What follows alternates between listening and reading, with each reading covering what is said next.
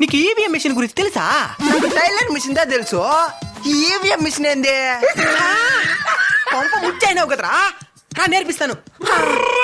ఇలాంటి ఓటర్లంతా ఉంటారు, ఏం చేసేదో. వాడు పాకింటాను కూడా పిలుపో, వాడికి పార్టీ పేరు గుర్తులే, ఇంక ఈవీఎం మిషన్ ఆడ గుర్తుంటది.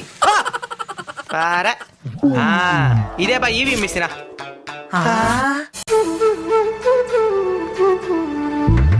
దీంట్లో మొత్తం 3 భాగాలు ఉంటాయి.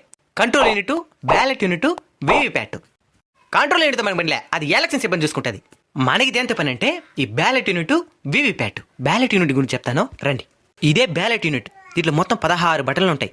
16 బటనే నోట. నోటానా? ఆయన ఎవరునా? నీ బొందరా, నీ బొంద.